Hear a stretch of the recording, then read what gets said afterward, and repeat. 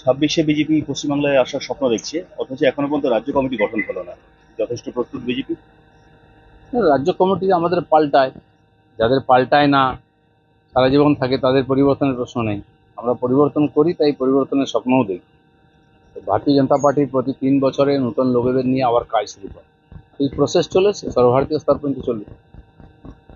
Supreme court election কমিশনকে নির্দেশ দিল এসআইআর এর 12তম ডকুমেন্ট হিসেবে আধার কার্ডকে গ্রহণ করতে হবে। আমি জানি না সেটা কি সম্ভব। ইন্ডিপেন্ডেন্ট আছে এই ব্যাপারে। নির্বাচন কমিশন স্বতন্ত্র সংগঠন, সুপ্রিম কোর্ট স্বতন্ত্র সংগঠন। হ্যাঁ, তারা বলেছেন হয়তো আধার কার্ডকে নেবে কিনা সেটা নির্বাচন কমিশন দেখবে। আমি মনে হয় এটা আলোচনার বিষয়, কারণ আধার কার্ড তো প্রমাণিত নয়।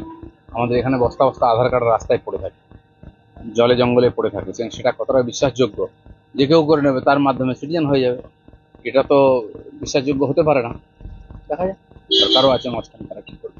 দাদা, গতকাল ব্যারাকপুরে পরপর গুলি, তার মধ্যে একজন আসামি জেল থেকে বেরিয়ে এসে গুলি চালিয়েছেন একটা ছাত্র, দেখা যাচ্ছে। এই বলবেন এই মানে আবার ইলেকশন? এই ধরনের ভয়ঙ্কর আসামিরা জেল থেকে বেরোয় কি করে?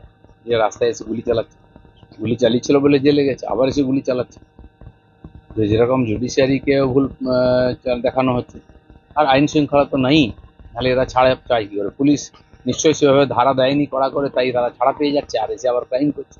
রবীন্দ্রনাথ ঠাকুরের যা যে নেতা, তেমনি নেতা পরিচয় করি তাকে ছবি দেওয়া হচ্ছে। কিন্তু গ্রেপ্তার হয়নি এখন। সরিয়ে দিলে কি হবে? রবীন্দ্রনাথ বিদ্যাসাগরের মূর্তি ভাঙা, ছবি পড়ার মতো হাজার হাজার লোক টিএমসির মধ্যে আছে। তাদের কোনো মহাপুরুষ তারা চেনেও না, জানেও না, অ্যান্টি সোশ্যাল সব। তারা পার্টির নেতা হয়ে গেছে, তাদের কাছ থেকে আর কি আশা করা যায়? আর কতজনকে সরাবেন?